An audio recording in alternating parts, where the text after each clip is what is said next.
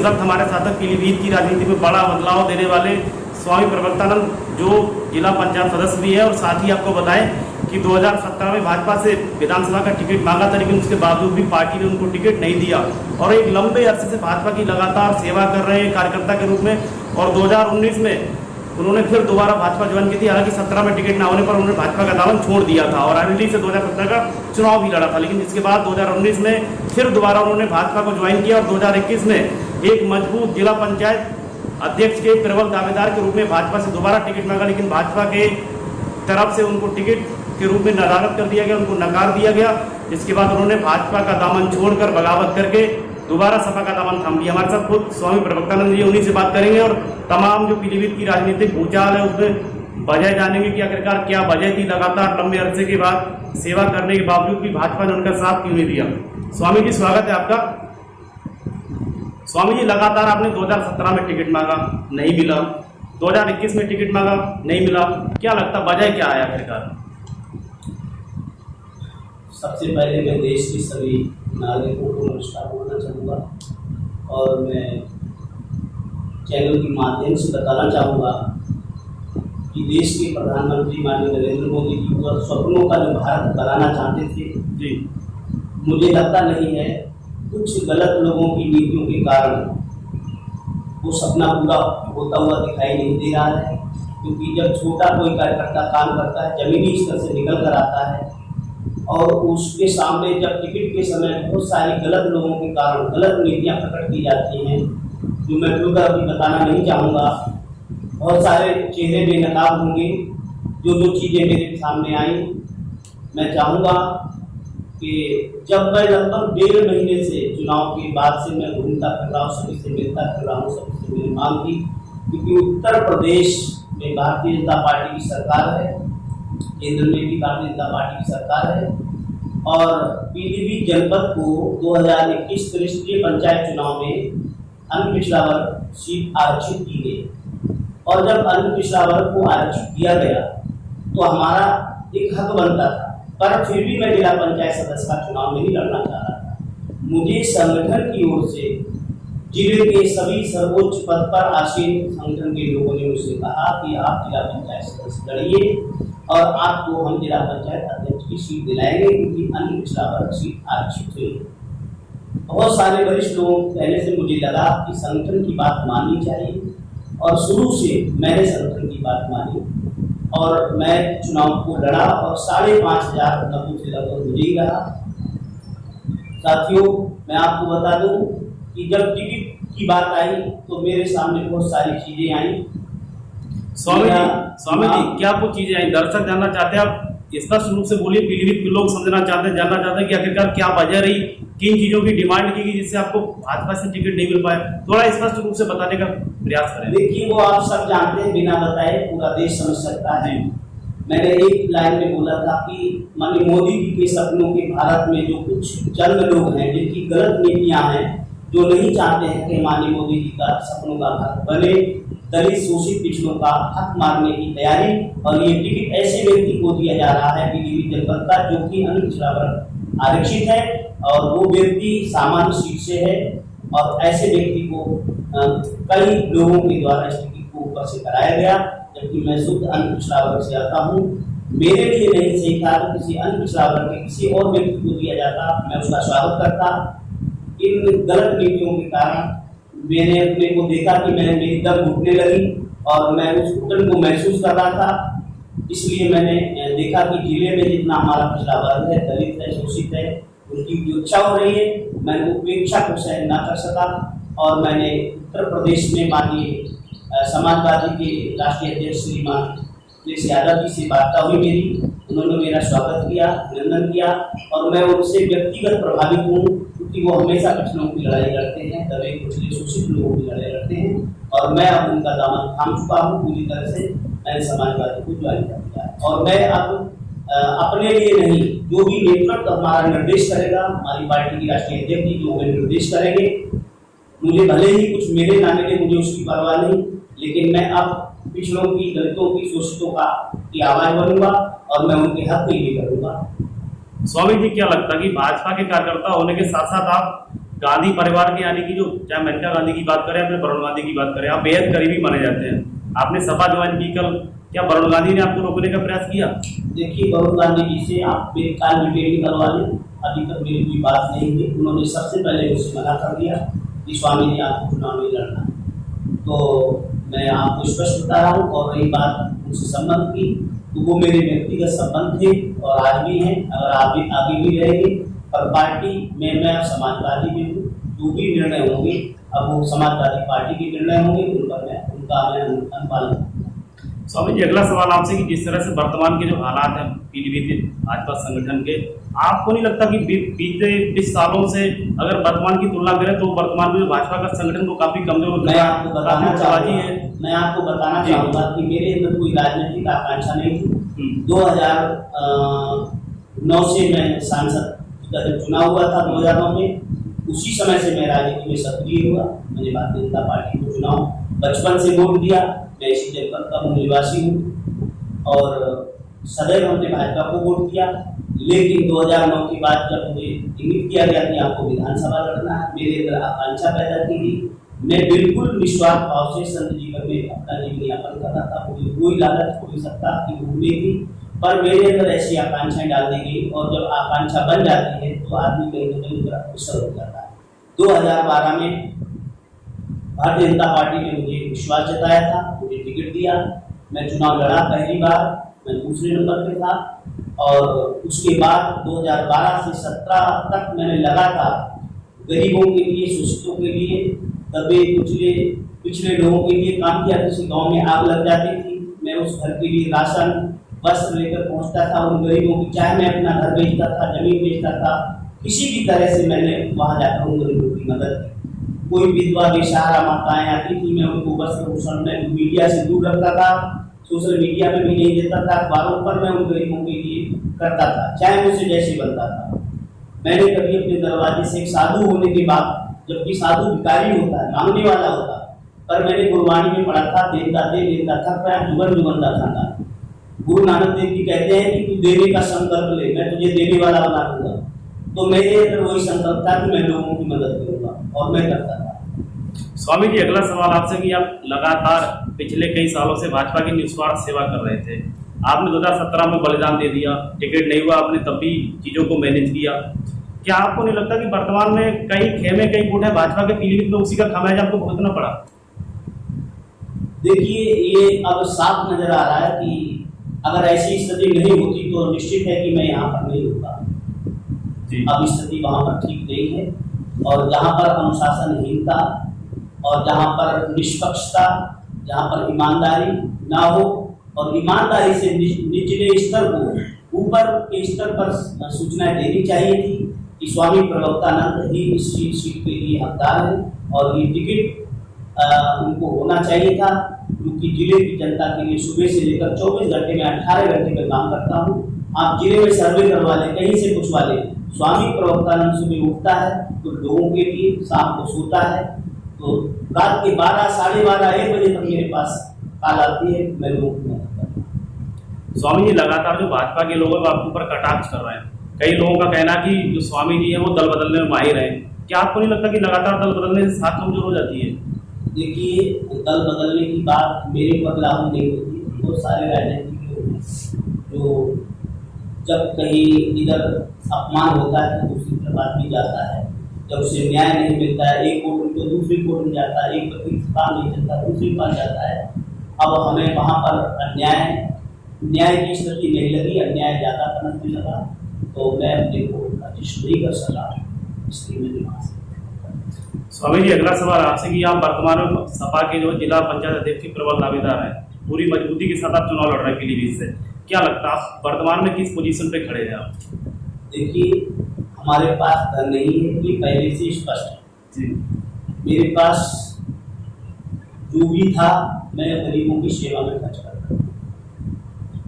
मैं ईमानदारी से आपको बताता हूँ कि अगर समाजवादी पार्टी के हमारे राष्ट्रीय मुखिया यदि मुझे समाजवादी का प्रबल दावेदार बनाकर यदि प्रत्याशी बनाते हैं तो मुझे पूर्ण विश्वास है अपने जनपद के सभी पूर्ण जिला पंचायत सदस्यों पर कि वो मेरा साथ अवश्य देंगे।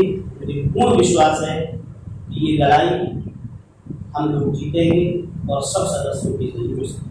स्वामी जी, अगला सवाल आपसे कि जिस तरह से आप भाजपा से आकर के सपा का दामन थामा आपने, आप जिला पंचायत अध्यक्ष प्रत्याशी भी हैं, क्या लगता है कि भाजपा के लोग आपके ऊपर अब किसी तरह का कोई दबाव बनाएंगे प्रशासनिक अधिकारियों के द्वारा, आपका कहीं ना कहीं उत्पीड़न कराया जाएगा, ऐसा कुछ लगता है आपको? देखिए, अभी अभी मुझे पता चला कि आश्रम पर कुछ कानून को तहसीलदार लेखपाल को भेजा गया कि आप जाओ और आश्रम को नकद करो, वहाँ नकद करवाए। मैं आपको बताना चाहूँगा, जिन लोगों को गलतफहमी है, मैं उनको एक संदेश देना चाहूँगा। 2003 में 39 डिसमिल खेत की रजिस्ट्री कराई गई श्रीमान श्यामलाल सनौम श्री कुमिर प्रसाद मुड़िया तंदूरी के नाम।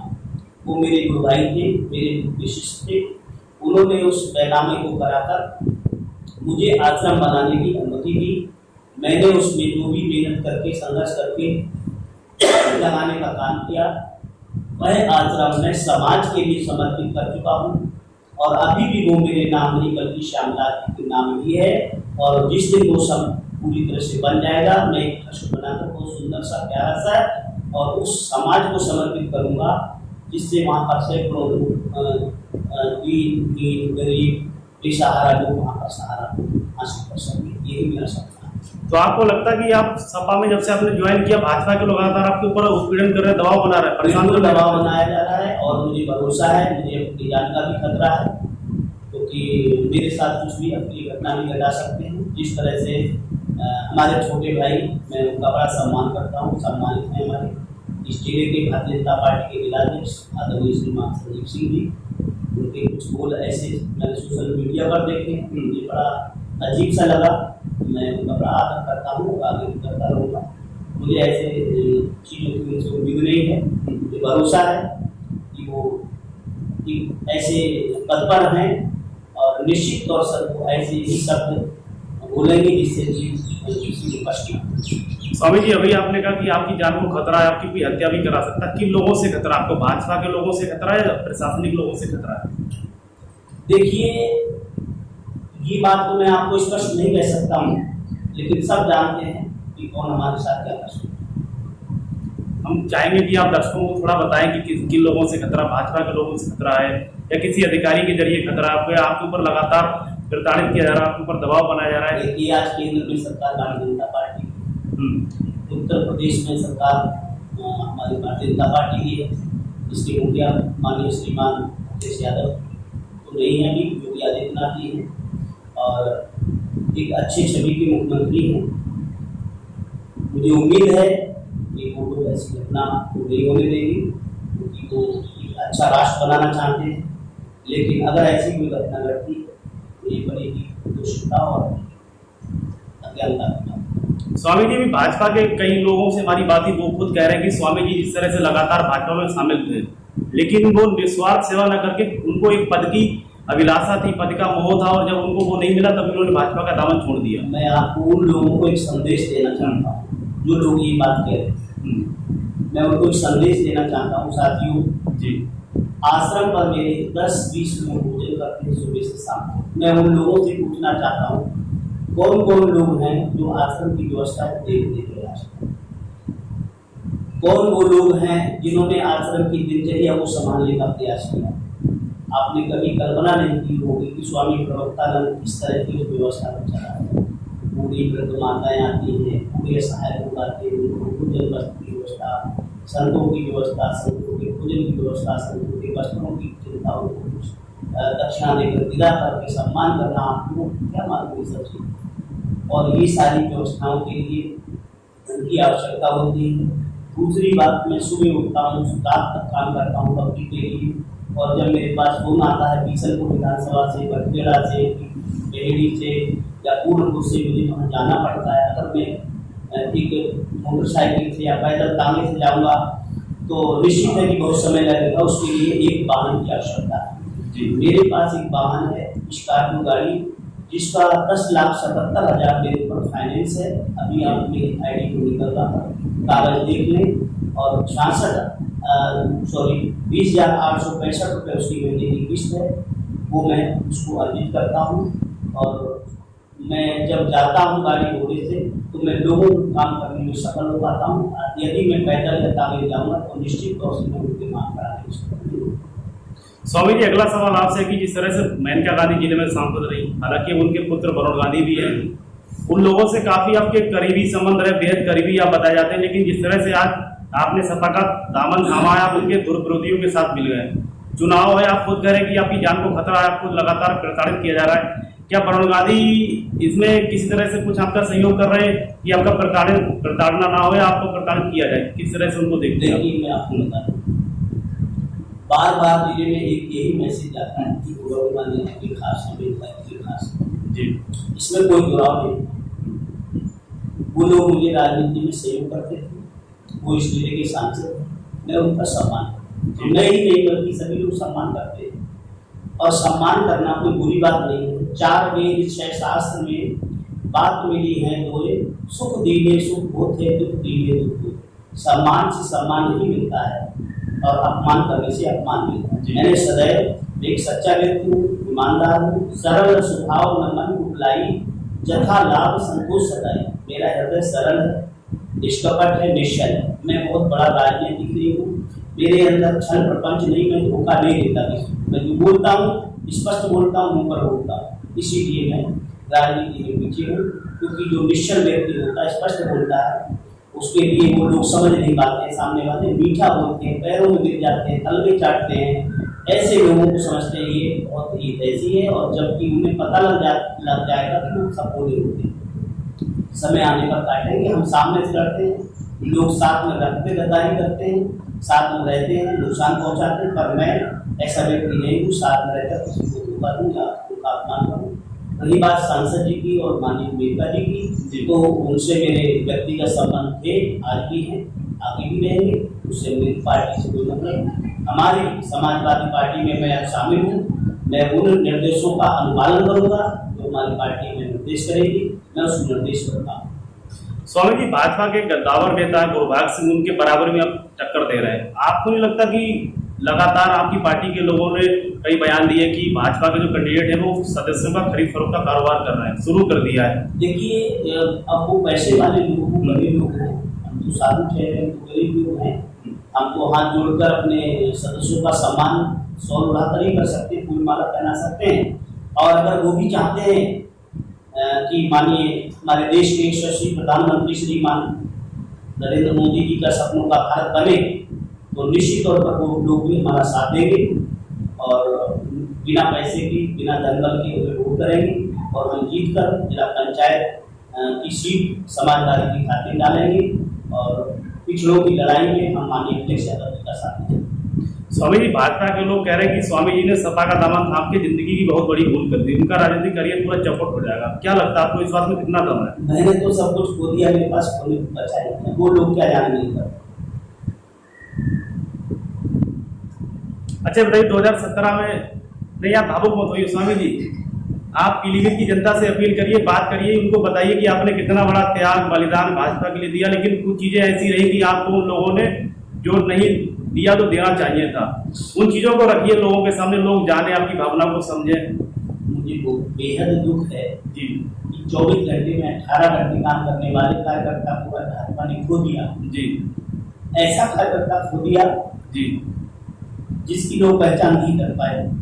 और ऐसे लोगों के बीच में चक्र में भाजपा पड़ी है, जो एशियों में रहते हैं, गाड़ियों में मौज करते हैं, उन्हें काम से कोई मतलब नहीं, केवल बैठते होती है और कुछ नहीं होता है। काम करने वाला, गरीबों की मदद करने वाला एक भी कार्यकर्ता दिखाई नहीं दे रहा।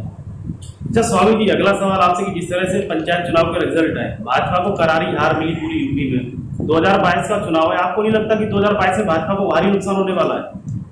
देखिए, उत्तर प्रदेश की जनता निर्णय ले चुकी है जी, और अब रही बारी पीलीभीत की, तो स्वामी प्रवक्तानंद को होकर बीजेपी की बहुत बड़ी, मैं तो स्पष्ट कहूँगा कि पीलीभीत के जनपद के जो संगठन के लोग, मैं किसी की निंदा या बुराई नहीं करता हूँ, लेकिन कहीं न कहीं उनसे चूक हुई है और उस चूक का खामियाजा 2022 में और अभी वर्तमान में उसका उठाना। आप अपने जो समर्थक हैं उनसे क्या अपील करना चाहेंगे? पीलीभीत की जनता है, आपके जो समर्थक हैं उनसे क्या कुछ कहना चाहेंगे? मैं समर्थकों से कहना चाहूँगा कि मैं जब बहुत लंबे अंतराल से भारतीय जनता पार्टी का काम कर रहा हूँ और उस समय से कर रहा हूँ जब अन्य लोगों की पार्टी थी, मैं रोड पर धरना प्रदर्शन लड़ाई लड़ता था। जब भारतीय जनता पार्टी का कोई झंडा उठाने तैयार नहीं था, तब भारतीय जनता पार्टी का झंडा उठाकर पीलीभीत को जगाने वाला स्वामी प्रवक्तानंद था। और जब सत्ता में आई भारतीय जनता पार्टी तो पैराशूट से लाकर के ग्राम पंचायत अधिकारी को विधायक बना दिया गया विधानसभा बठेड़ा में, जो कि सम्मान मुझे मिलना चाहिए। और मुझे फिर मैं 2019 में भारतीय जनता पार्टी में वापस हुआ। इसी कारण बस नाराज होकर मैं चला गया था। फिर वापस आया 2019 में, मैंने माननीय मोदी जी को मेरे देश के प्रधानमंत्री बने, उनका एक सपनों का भारत बने, इसलिए मैं वापस आया।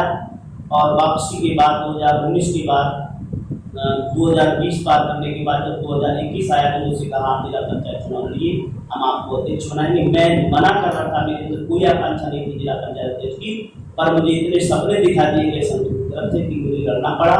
और लड़ने के बाद फिर मेरे को टिकट अब नहीं दिया गया। और आप सब जानते हैं जिसे दिया गया वो सामान्य श्रेणी में आते हैं, वो पिछला वर्ग से नहीं है। स्वामी जी, ये एक सवाल आपसे है कि जिस तरह से आप कह रहे हैं कि आपसे खुद कहा गया कि अब आपको जिला पंचायत अध्यक्ष का प्रत्याशी बनाया जाएगा, ये कौन लोग थे जिन लोगों ने कहा और आखिरकार बाद में क्यों मुकर गए, क्या वजह थी इस बीच? अब इन चीज़ों पर ज़्यादा बात ना खोली जाए तो भी इच्छा ही है, तो समय आने पर इनका भी खुलासा होगा। और उन लोगों ने जो किया है खुद ही समझ जाएंगे कि स्वामी प्रवक्तानंद के साथ किस किसने क्या किया, क्या क्या बातें रखी, क्या शर्तें रखी। मैं उन चीज़ों में नहीं जाना चाहता हूँ व्यक्तिगत अभी। और मैं अपने कार्यकर्ताओं, अपने टीम के लोगों से यही आह्वान करूँगा कि इतना काम करने वाला व्यक्ति यदि वंचित रहता है, केवल हमारे लिए चटाई बिछाओ, काम करो, गुलदस्ता दो, स्वागत करो, बस यही काम था। और मैं बहुत सारी उम्मीदें लेकर समाजवादी पार्टी में आया हूँ और ये उम्मीदें मेरी अपने लिए नहीं है, मैं समाज के उन लोगों के लिए हैं जिन्हें आवश्यकता है भ्रष्टाचार खत्म करने की। हम चाहते हैं कि भ्रष्टाचार खत्म हो और आज भ्रष्टाचार चरम सीमा में पनप रहा है। इसकी भनक ऊपर तक नहीं पहुँच पा रही है। मैं संकेत से बात कह सकता हूँ, समझने वाले समझ सकते हैं। स्वामी जी, जिस तरह से आप कह रहे हैं कि आपने लगातार मेहनत की, पूरा पीलीभीत देख रहा, आप लगातार निस्वार्थ सेवा करते रहे, क्या भाजपा के संगठन को सेवा करने वालों की जरूरत नहीं है? सेवा करने की बात केवल उन लोगों के ऊपर लागू होती है जो गरीब है, शोषित है, दबे हैं, कुछ देशी में रहने वालों का काम है सेवा करवाना, और हम लोगों का काम है सेवा करना। अच्छा, अंतिम सवाल आपसे कि भाजपा के जिला अध्यक्ष जो है संजीव प्रताप सिंह, उन्होंने आपके ऊपर निजी तौर पर कई कटाक्ष किए हैं, क्या कुछ कहना चाहेंगे उसके बारे में? मैं उनके लिए कोई भी अभद्र शब्द नहीं बोलना चाहूँगा। वो एक अनुशासित और एक ऐसी विश्व की सबसे बड़ी पार्टी के सम्मानित जिलाध्यक्ष हैं और मेरे छोटे भाई हैं। मैं बहुत प्यार करता हूँ संजीव सिंह जी से, इसलिए मैं उनको कोई भी करना चाहता हूँ। और मुझे भरोसा है कि आगे वो ऐसा कुछ शब्द नहीं बोलेंगे जिससे मुझे कष्ट। स्वामी जी, अभी आप कह रहे थे कि आपकी जान को खतरा है, आपकी हत्या भी करा जा सकती है, क्या आपने अपनी सुरक्षा को लेकर प्रशासन से किसी तरह की गुहार लगाई है? मैं आपके चैनल के माध्यम से कह रहा हूँ, ये सूचना तो सब जगह पहुँचाना चाहिए। जी, तो ये थे हमारे साथ स्वामी प्रवक्तानंद, जिनका साफ तौर से कहना कि भाजपा में उन्होंने लगातार कई सालों से निस्वार्थ सेवा की, लेकिन संगठन ने, पार्टी ने उनको वो नहीं दिया जो देना चाहिए था, और इसीलिए उन्होंने सत्ता का दामन थाम लिया है। आज के लिए इतना ही, अगली बार फिर मिलेंगे, तब तक के लिए नमस्कार।